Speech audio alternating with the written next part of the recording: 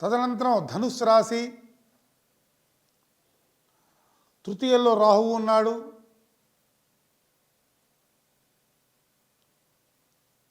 రాహు వల్ల అన్నదమ్ముల మధ్య కొద్దిగా సఖ్యత ఉండాలి. ఊరిక కొట్టుకోకూడదు, మాటలు అనుకోకూడదు. రాహుకు అధిష్టాన దేవత దుర్గాదేవి కనుక పూజ చేస్తే ఇటువంటి సమస్యలు ఉత్పన్నం కావు.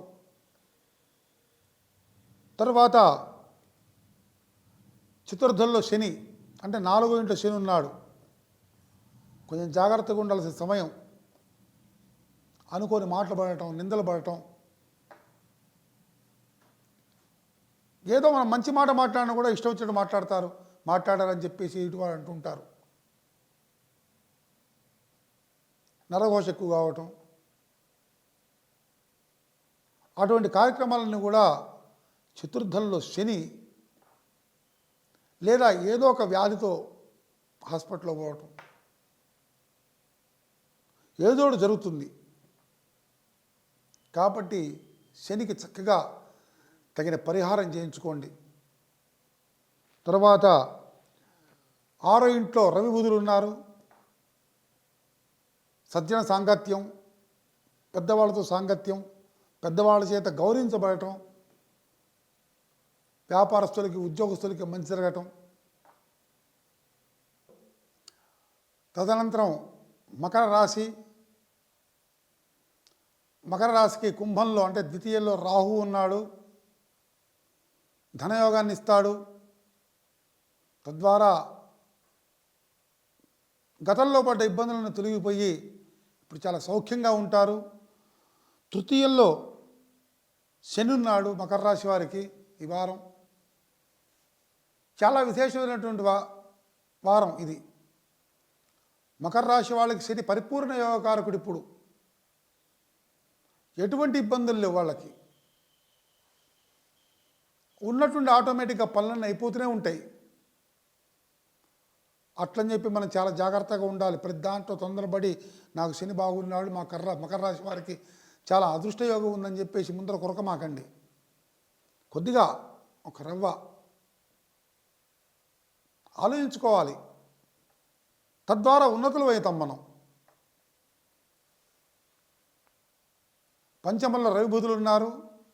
మంచి ఫలితాలను ఇస్తారు.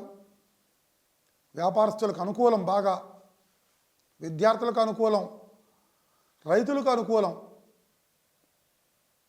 ఈ వారంలో ఎంతైతే మనం ఊహించామో అంత చక్కగా ఏదైనా సరే వచ్చి తీరుతుంది మనకు. తర్వాత 6వ ఇంట్లో గురుడు ఉన్నాడు. మంచి యోగాన్ని ఇస్తాడు గురుడు కూడా.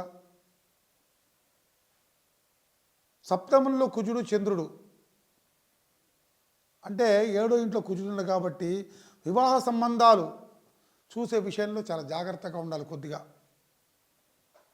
7వ ఇంట్లో శని ఉన్నాడు కాబట్టి ఈ మకర రాశి వారికి ఏమైనా సంబంధాలు చూస్తుంటే ఈ వారం ఆగిన తర్వాత కొద్దిగా అప్పుడు చూస్తే బాగుంటుంది. లేదా ఒక మంగళవారం నాడు కుజుడికి పరిహారాలు చేసుకొని ఖచ్చితంగా చేసుకున్న తర్వాత మనం ఏమన్నా ఒక ముందర అడుగేయటానికి వీలుగా ఉంటుంది.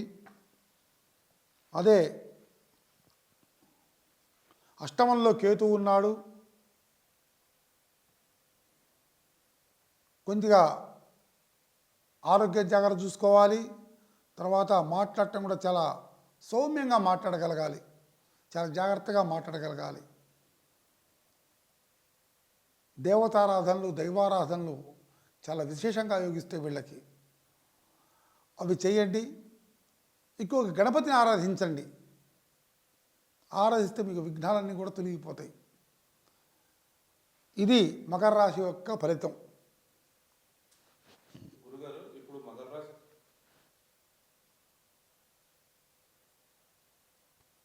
గురుగారు, ఇప్పుడు మకర రాశికి మనం రాశి ఫలితాలు మనం మాట్లాడుకున్నాం. ఈ మకర రాశి వారు ఇంకేమైనా చేస్తే బాగుంటుందో వీళ్ళ భవిష్యత్తులో ఈ వారం రోజుల్లో? మకర రాశి వాళ్ళకి పెద్దగా ఇబ్బందికరమైనటువంటి సంఘటనలు ఏమి జరగవు. అంతా బాగానే ఉంది. నరఘోష అధికంగా ఉంటుంది వీళ్ళకి. కాబట్టి వీళ్ళకి వీలుంటే గనక రాహుకేతువులు కొద్దిగా పూజ చేయించుకుంటే చాలా విశేషంగా ఉంటుంది. అంతవరకు రాహుకేతులు పూజ చేసుకొని నవగ్రహాల గుళ్ళ ప్రదక్షిణాలు చేస్తుంటే చాలా విశేషంగా ఉంటుంది.